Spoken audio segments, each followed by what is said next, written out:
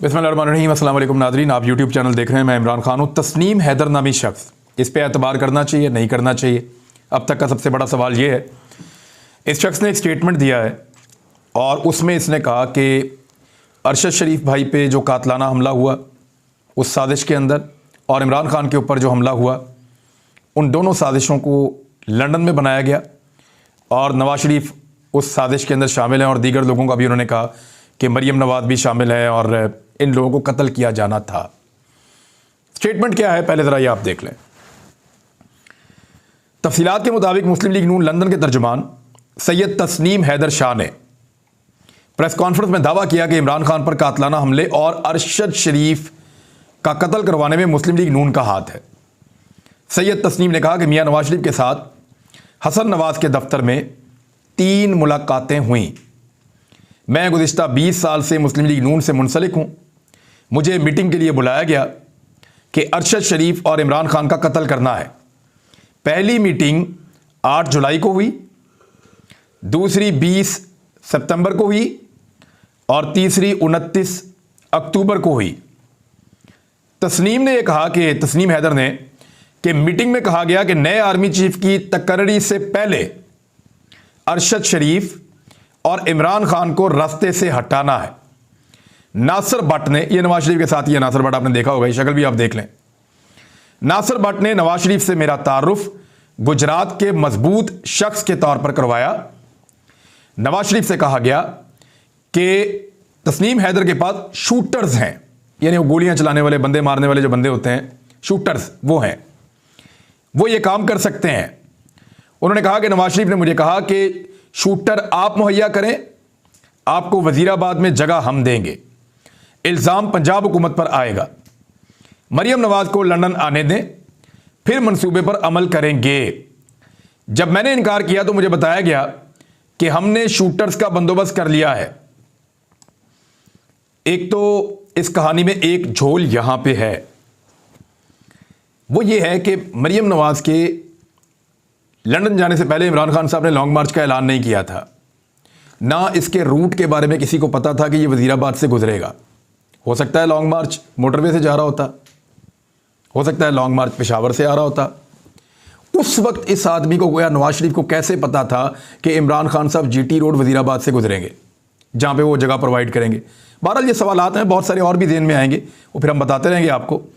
लेकिन उन्होंने कहा शूटर आप मुहैया करें, आपको वजीराबाद में जगह देंगे। इल्ज़ाम पंजाब हुकूमत पर आएगा। मरियम नवाज को लंदन आने दें, फिर मंसूबे पर अमल करेंगे। जब मैंने इनकार किया तो मुझे बताया गया कि हमने शूटर्स का बंदोबस्त कर लिया है। तस्नीम हैदर ने कहा कि मेरे पास मुलाकातों की तस्वीरें मौजूद हैं। साजिश से बरतानवी पुलिस को आगाह कर दिया है। 2 मुलाकातों में सिर्फ मैं, नवाज शरीफ और नासिर भट्ट मौजूद थे। पाकिस्तान के तहकीकाती इदारों ने बुलाया तो बयान देने के लिए जाऊंगा, ये इस बंदे ने कहा है। इससे सवाल जवाब भी किए गए, कुछ चीज़ें पूछी गई। ये बताता रहा कि अरशद शरीफ के मामले में कत्ल करना बहुत ज़रूरी था, मरियम नवाज को बहुत ज़रूरी था कि ये कत्ल करना है। नवाज शरीफ साहब भी चाह रहे थे कि मार दिया जाए। शूटर्स मांगे जा रहे थे, उनको अरेंज किया जा रहा था। मुमकिन है कि ये बंदा सच बोल रहा हो, लेकिन यह भी मुमकिन है कि ये बंदा झूठ बोल रहा हो। मैंने पाकिस्तान में एक बात देखी है कि जब भी कोई ताकतवर आदमी फंसता है ना, तो वो चाहता है सारे ही फंस जाएं। इमरान खान साहब ने 3 लोगों पे मुकदमा दर्ज करवाने के लिए कहा था। 2 नहायत कमज़ोर लोग थे, एक वज़ीर आज़म है पाकिस्तान का, एक वज़ीर दाखिला है, एक बहुत ताकतवर आदमी है, मेजर जनरल है ISI के, जनाब फैसल नसीर साहब, वो बहुत ताकतवर आदमी है। तो उनका नाम होने की वजह से ये मुकदमा ही आज तक दर्ज नहीं हो सका। ये इमरान खान साहब का भी मानना है, पाकिस्तान तहरीक इंसाफ भी, और बाकी सारे लोग भी ये बात कहते हैं। तो मुझे बताने में हर्ज तो कोई है ही नहीं, और इसके ऊपर बहुत शोर भी मचा है पाकिस्तान में। तो अब बहुत मुमकिन है कि एस्टेब्लिशमेंट वही खेल खेल रही हो जो वो हमेशा से खेलती है, ये कि डिवाइड एंड रूल। लोगों को लड़ाओ और उनके ऊपर हुकूमत करो। पॉलिटिकल पार्टीज की आपस में लड़ाई करवाओ, दुश्मनियां पैदा करो, इनको आपस में ज्यादा से ज्यादा लड़ाओ और अपने आप को इस लड़ाई से बाहर रखो और इनके ऊपर रूल करो। यही तरीका है। गोरा भी यहां पे ऐसे ही हुकूमत करके गया है बड़ा लंबा अरसा। तो क्या इस आदमी पे यकीन किया जा सकता है? बिल्कुल। मेरे ख्याल में इस सारे मामले की तहकीकात होनी चाहिए। ना सिर्फ इस आदमी को शामिल तफ्तीश करना चाहिए, बल्कि जिनके ये नाम ले रहा है उन तमाम को भी इस केस के अंदर शामिल तफ्तीश करना चाहिए। लेकिन जिन लोगों के इमरान खान साहब ने नाम लिए, जिसको गोली लगी है, उसने जो 3 नाम लिए हैं, उनको फरामोश नहीं करना चाहिए। यानी जो मुद्दई है इस केस का, जिसके ऊपर गोली चली है, जो जख्मी हुआ है, पाकिस्तान का सबसे बड़ा लीडर है, उसके बयान को नजरअंदाज नहीं करना चाहिए। सबसे पहले, सबसे मजबूत और सबसे मौसर बयान उसी का है, तो उसके बयान को नजरअंदाज नहीं करना चाहिए। जो 3 नाम उसने लिए हैं उसको जरूर शामिल रखना चाहिए, तहकीकात करते हुए मद्देनजर रखना चाहिए। लेकिन ये जो नाम ये वाला बंदा ले रहा है बरतानिया में बैठ के, और बरतानवी पुलिस को वो कहता है मैंने आगाह कर दिया है, तो इसको नजरअंदाज नहीं करना चाहिए, बल्कि इसको शामिल तफ्तीश कर लेना चाहिए। हो सकता है ये ताकतवर लोगों के कहने के ऊपर ये बयान दे रहा हो सकता है कि इस आदमी का खुद का कोई मफाद हो सकता है कि इसने नवाज शरीफ से बदला लेना हो, या नवाज शरीफ का इसमें अपना कोई मफाद हो, या कोई और गेम हो सकता है। बहुत सारी गेम्स हो सकती हैं, बहुत सारी पॉसिबिलिटीज़ हैं, हम उनके ऊपर बात कर रहे थे। लेकिन नून लीग के लिए एक बहुत बड़ा इम्तिहान पैदा हो गया, और नवाज शरीफ के लिए एक बड़ी आसानी भी पैदा हो गई। बरतानिया में आपको पता है जिसके ऊपर भी केस करो फौरी तौर पे केस का फैसला हो जाता है। यानी शहबाज शरीफ साहब को धड़ाधड़ जुर्माना जमा करवाना पड़ रहा है 23 तारीख से पहले, तो छोटे भाई को जुर्माना जमा करवाना पड़ेगा। नवाज शरीफ ये जुर्माना वापस वसूल कर सकते हैं। कैसे? उनके ऊपर कातिल होने का इल्ज़ाम लगाया गया है, और एक शख्स ने बरतानवी सरजमीन पे, बरतानवी मीडिया के अंदर यह इल्ज़ाम लगाया है। उस शख्स को नवाज शरीफ साहब अदालत में ले जा सकते हैं और ये कह सकते हैं कि इसने मेरे ऊपर बहुतान बांधा, मेरे बारे में झूठ बोला, मेरी शोहरत को नुकसान पहुंचाया, मैं 3 मरतबा एक मुल्क का वज़ीर आज़म रहा हूं, मुझे इसने कातिल डिक्लेयर कर दिया कि मैंने अरशद शरीफ को कत्ल कर दिया और इमरान खान साहब को कत्ल करने की साजिश में शामिल था, वो हो नहीं सका। तो ये नवाज शरीफ साहब कर सकते हैं। अब नवाज शरीफ की सच्चाई का इम्तिहान बड़ा आसान है। नवाज शरीफ इस शख्स को अदालत में ले जाएं और घसीटें। वहां ये आदमी अगर साबित कर दे कि नवाज शरीफ ने यहां से कत्ल का मंसूबा बनाया है, तो पहले तो मियां साहब बरतानिया में गिरफ्तार हो जाएंगे ना, पाकिस्तान की बारी तो बाद में आएगी। और अगर यह आदमी गलत साबित हो गया तो मियां साहब को कम से कम जो 1.5 करोड़ रुपया उनका लग रहा है, 2, 4, 5, 10 करोड़ रुपया उनको शायद, और इससे ज्यादा हो सकता है रकम, मियां साहब को वापस मिल जाए इस बंदे से, यह भी मुमकिन है। तो मियां साहब को इसको अदालत में, और मरियम नवाज को इसको अदालत में जरूर लेकर जाना चाहिए। अगर वो दोनों नहीं लेकर जाते तो वो जो मियां साहब के साथ नासिर भट्ट नामी आदमी था वो ले जा सकता है, जिसने तारुफ करवाया और जिसने ये किया। नासिर भट्ट जो है, क्योंकि उसको इस मुलाकात में शामिल किया है, इसका हिस्सा बनाया गया है इस पूरी कहानी में, तो उसको भी शामिल किया जा सकता है। मेरे ख्याल में ये एक ऐसी साजिश हो सकती है कि नवाज शरीफ जैसे बड़े आदमी का इसके अंदर अगर नाम आ जाता है तो इमरान खान और नवाज शरीफ आपस में लड़ पड़ेंगे और हमें भूल जाएंगे। ये लड़ाई सियासतदानों के अपने गले पड़ जाएगी, हम बीच में से निकल जाएंगे। लेकिन पाकिस्तान तहरीक इंसाफ के वर्कर्स ने, मैंने देखा, और उनके लीडर्स ने बड़ा मैच्योरली इसको हैंडल किया। उन्होंने कहा जी शामिल तफ्तीश हम इनको कर रहे हैं, इनके ऊपर हम बातचीत करेंगे, ये बहुत संजीदा मामला है। लेकिन इसके ऊपर उन्होंने कोई बहुत बड़े बड़े दावे और इसके ऊपर कोई इमारत खड़ी नहीं की। ये बड़ी समझदारी का मुजाहरा किया है।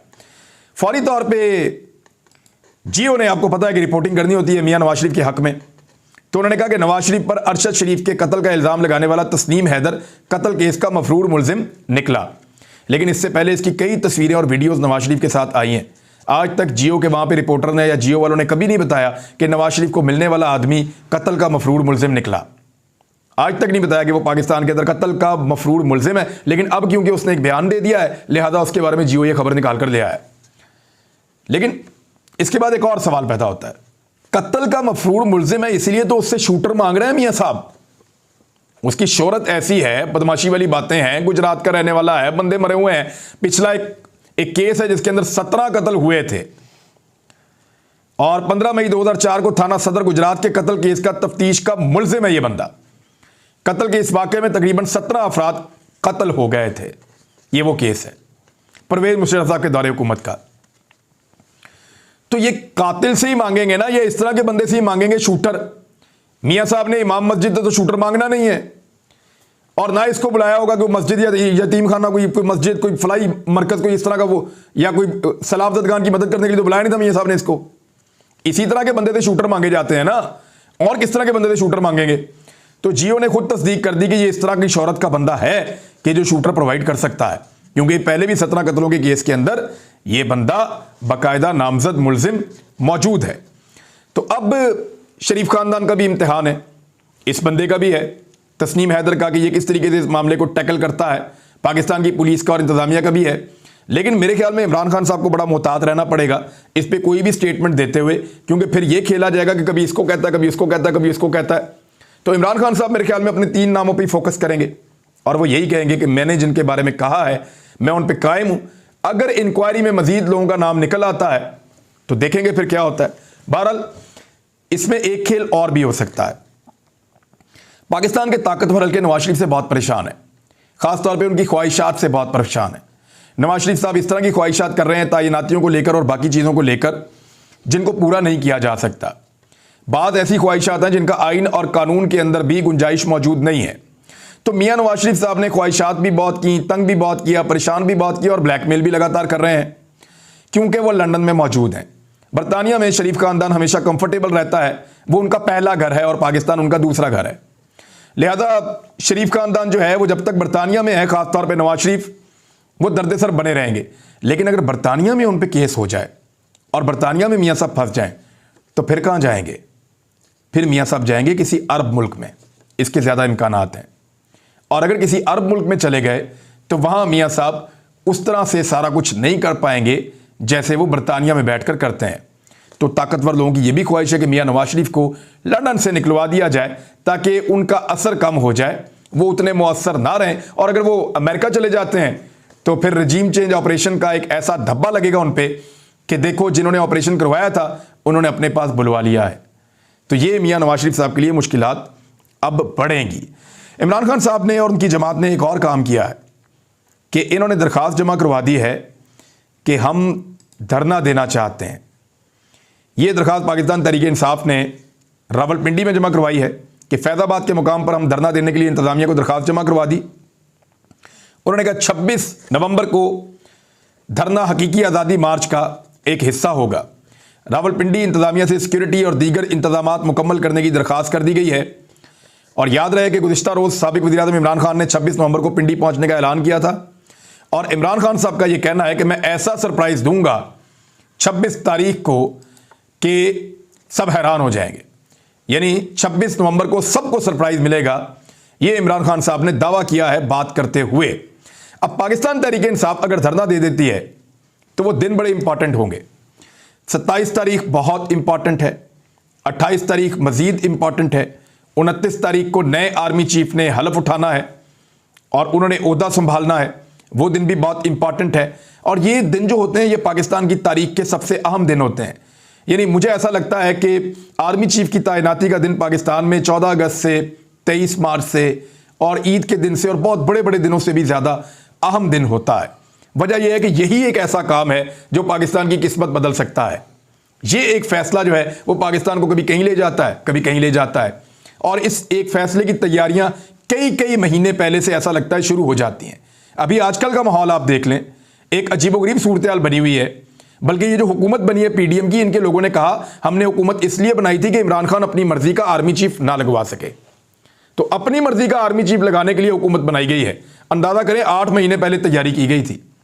तो ये इस तरह की चीज़ें जो हैं वो पाकिस्तान की मार्केट में आपको पता है बहुत ज़्यादा मीडिया मार्केट के अंदर फैली रहती हैं और बिला वजह नहीं फैलती, कोई रीज़न होता है तो तभी फैलती हैं। इस्लामाबाद के दाखिली रस्तों को बंद कर सकते हैं, आईजी इस्लामाबाद ने कहा। इमरान खान साहब का लॉन्ग मार्च पहुंचने पर उधर पाकिस्तान तहरीक इंसाफ ने इस्लामाबाद में जलसे की और रावलपिंडी में धरने की इजाज़त मांग ली है। याद रखिएगा, अगर ये धरना इमरान खान साहब ने दिया तो फैज़ाबाद से लेकर कहां तक लोग होंगे आप अंदाज़ा नहीं कर सकते। इतनी बड़ी तादाद में अगर 27 तारीख को लोग 26 को निकलते हैं, 27 को पहुंचते हैं, 27 को जाकर एक बहुत बड़ा धरना हो जाता है, 28 29 इमरान खान साहब का बहुत बड़ा गेम उनके हाथ में आ जाएगा, आपको अंदाज़ा भी नहीं है। मेरे ख्याल में आने वाले दिन बहुत दिलचस्प होने वाले हैं। अगर इमरान खान को रोकना है तो इससे पहले पहले उनको तारीख देनी पड़ेगी इंतखाबात की। दूसरा रास्ता वो है जो पाकिस्तान को अनारकी में धकेल देगा कि खुदा न खास्ता इमरान खान साहब पर दोबारा हमला किया जाए और इमरान खान साहब की जान को नुकसान पहुंचाया जाए। इसके बारे में अब ग्राउंड बनाई जा रही है। राणा सनाउल्लाह साहब ने कहा कि दुश्मन मुल्क जो है पाकिस्तान के, उनसे इमरान खान की जान को खतरा है। बात तो बिल्कुल ठीक है, क्योंकि पाकिस्तान के दुश्मनों को पाकिस्तान के खैर ख्वाह कभी भी पसंद नहीं होते, तो इमरान खान साहब की जान को खतरा तो है। लेकिन वज़ीर दाखिला की जिम्मेदारी है कि वो इमरान खान साहब की जान को बचाएं और इमरान खान साहब की जान को बचाने के लिए जो जो इकदाम वो उठा सकते हैं वो उठाएं, वो फौज से कहें, पैरामिलिट्री फोर्सेस से कहें, पुलिस से कहें, सबसे कहें, ताउन करें और बेहतरीन सहूलियात इमरान खान साहब को प्रोवाइड करें ताकि वो अपना जमहूरी हक इस्तेमाल कर सकें, एहतजाज कर सकें, धरना दे सकें, लॉन्ग मार्च कर सकें। ये सारी चीज़ें उनका एक जमहूरी हक है और उसको पूरा किया जा सकता है। बहरहाल ये वाली कहानी जो है ये मजीद खुलती जाएगी। थोड़े दिन पहले ये बंदा जो है तस्नीम हैदर, ये मेजर जनरल फैसल नसीर पे भी इल्ज़ामात लगा रहा था, उनके बारे में भी इसने एक वीडियो रिकॉर्ड की हुई थी अरशद शरीफ साहब के कत्ल के बारे में, अरशद भाई के, और इमरान खान पे हमले के बारे में भी इसी तरह की बातें कर रहा था। तो इसके स्टेटमेंट बहुत कभी इधर कभी उधर जा रहे थे। तो ये भी फैसल वाडा टाइप की एक शख्सियत बना है। देखते ये हैं कि ये कब तक अपने बयान पे कायम रहता है, लेकिन बरतानिया में ऐसा बयान देकर निकल जाना इतना आसान नहीं रहेगा। अगर ये झूठा है तो नवाज शरीफ के लिए एक छोटा सा काम है ये, लेकिन अगर ये सच्चा है तो नवाज शरीफ के लिए ये गले का फंदा है। अब तक के लिए इतने, अपना ख्याल रखिएगा, अपने इस चैनल का भी। अल्लाह हाफिज़।